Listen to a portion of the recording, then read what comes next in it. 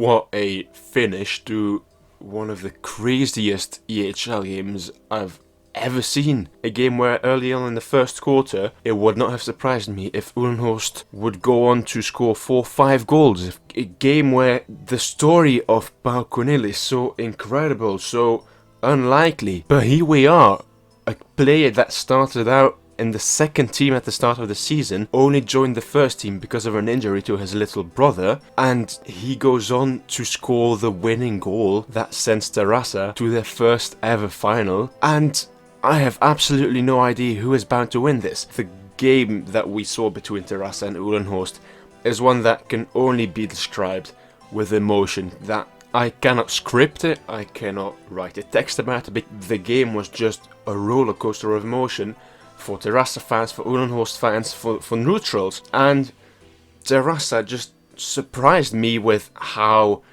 well they were disciplined, with how they contained players like Malte Helvig, how they did not concede a goal from open play, how they frustrated the Uhlenhorst team. This image that we have 4 seconds from the end now. The keeper is taken off for an extra player for Terrassa. It's played to the right, it's deflected onto a foot. It ends up being a penalty corner. The unlikely story of Pau Cornel, as I previously said. It's maybe the last seasons for a few players out there for Terrassa. Pepe Cornel got injured midway through the game. They were behind. And you think, could this team go all the way? And the answer is yes, they could. Now, will they? Not necessarily. But how did they win this game? Well, I just mentioned it. It's discipline. I highlighted earlier on that Terrassa in the Spanish league does have quite a few moments where they're ill-disciplined, where perhaps nerves get the better of them, or perhaps their temper get the better of them.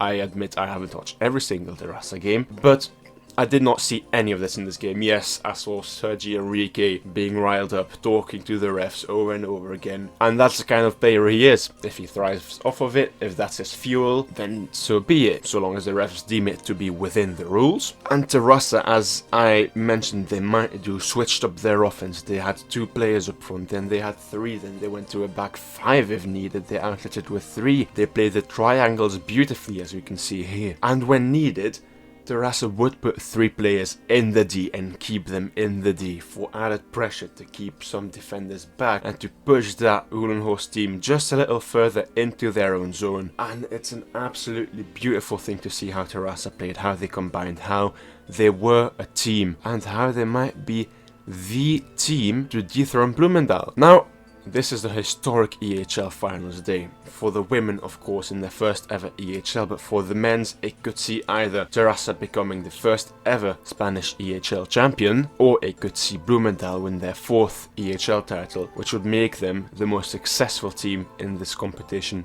ever. What do I think is going to happen? It depends. Don't expect Bovendicht or Wortelboer to be back. But Pepe Cornel, if he indeed is still injured, is a huge loss for Terrassa. As I previously said, Bloemendaal can afford to give penalty corners away, but neither can Terrassa. Bloemendaal did not manage to score on the penalty corners except for one last game, so goals are bound to come. And Terrassa are bound to continue their success from the penalty corner spot. Now, it's very easy to discern both teams. One is a free-flowing team with different patterns. You can't really spot what they're going to do. Bloemendaal, you kind of know what to expect, but they do it so well. They execute it to a T. They rehash it over and over and over again until it becomes part of a mechanism, and it can lead to great results. Now, I'm not expecting a low-scoring game. I did predict Terrassa versus Uhlenhorst could be a low-scoring game or a very tight game, which it actually was until the last minute, of course. And I did not predict Bloemendaal to be a low-scoring game, and I think they will definitely want to right the wrongs from their previous game. In terms of who wins, I think it still has to be Bloemendaal. I don't think a team like Terrassa, a young team with, of course, some experience, but who haven't really ever made it far in the EHL, will win it their first time round.